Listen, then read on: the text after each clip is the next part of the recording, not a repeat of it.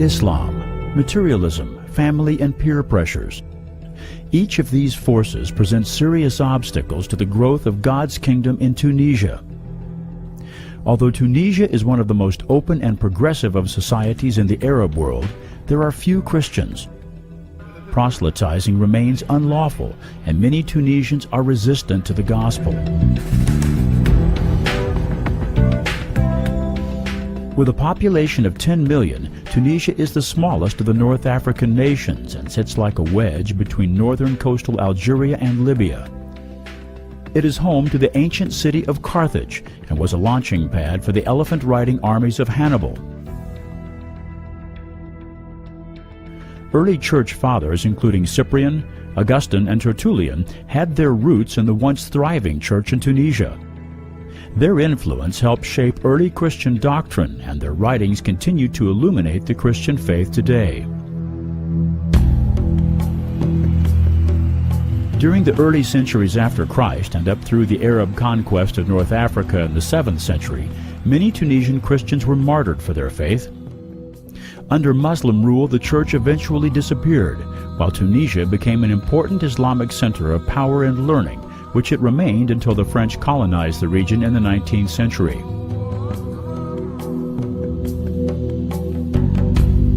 Since receiving independence from France in 1956, the Tunisian government has sought to curtail Islamic fundamentalism. Many Tunisians are now more culturally Muslim than they are devout. Yet, for most Tunisians, leaving Islam would result in a violent break with family and friends. Pressures to keep faith with Islam prevent many from any serious consideration of the gospel message.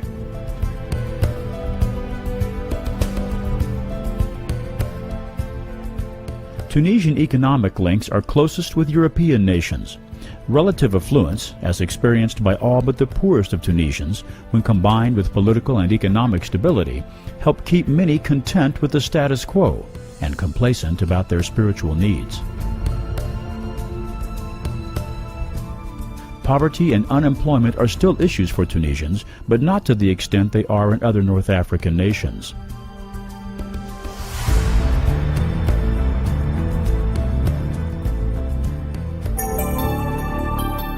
More than half of the population is under the age of 25. Education is widely and freely available, resulting in growing numbers of college graduates.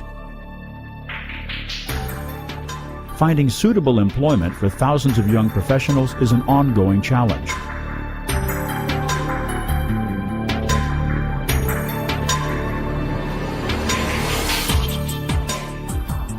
Tunisia leads the way within the Muslim world with regard to the legal status of women.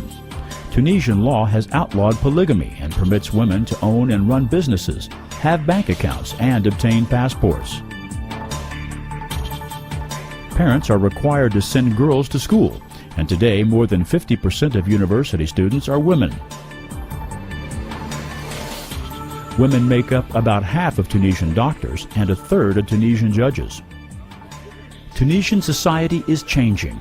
While older generations expected to arrange marriages for their children, today young Tunisians expect to select their own spouses. Wives are balancing work outside the home with running their own households. Satellite television beams images into Tunisian homes that challenge tradition in both good ways and bad. Unfortunately, many of the millions of tourists that come to Tunisia each year cast a very poor light on modern Western so-called Christian society and provide ammunition to forces opposing the gospel message. Thankfully, no obstacle is too difficult for God. Christian satellite television is now beaming high-quality gospel programming into many homes.